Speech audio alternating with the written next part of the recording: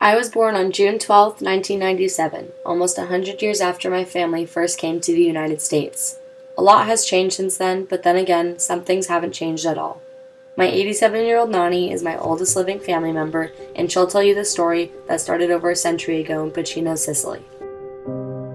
My parents came separately by ship from Pagino, Italy, and they were in what was called steerage, which is the very bottom of the boat and the least expensive way to get here.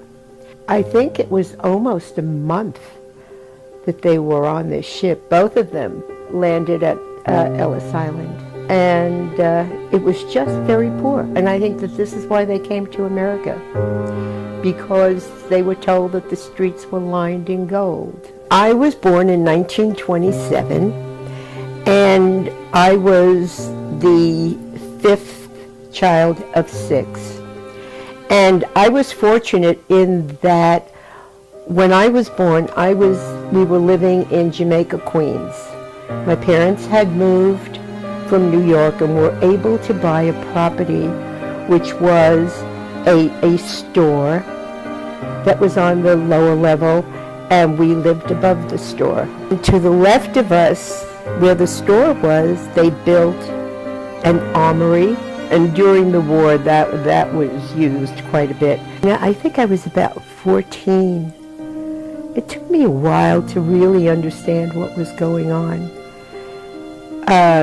But as time went on, we had ration books.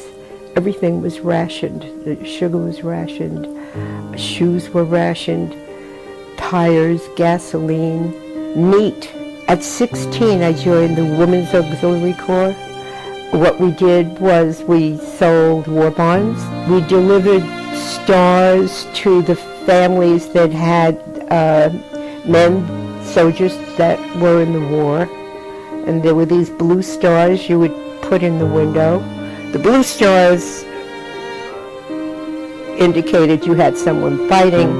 The gold stars indicated that someone had died. We would have air raids, and we had air raid wardens, and you would know what time it was. This whistle would blow, and you had to turn all your lights out in your house. I mean, you couldn't even have the light of a radio on.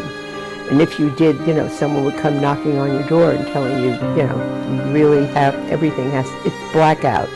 This is what they were called, blackouts. Everything was different during the war. It was somber. You were constantly watching newsreels and movies and reading the newspaper and hearing stories about people that you knew, boys that you knew that had passed away, who were killed in the war. It was a difficult time. It was so different in that everyone really did pull together. I mean, all the young people and all of the adults got married in 1950. Started our family in New York. Lived there for maybe 2 years, and then moved to Springfield, Massachusetts, where we lived for 7 years, and then moved to St. Louis, Missouri, where we lived for 3 years, and then moved to Westfield, New Jersey, where we lived for 3 years. And then the most wonderful thing happened. We were in California.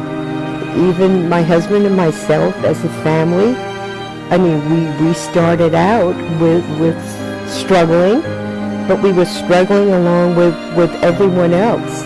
I have 21 incredible grandchildren, successful in every way, happy. And I think the other thing is that really makes me very, very happy is watching my own children as parents and seeing them doing a fabulous job raising their children and my grandchildren. A lot has changed in the past 100 years, but one thing that hasn't is family. My name is Analisa Ruff, and this is my American story.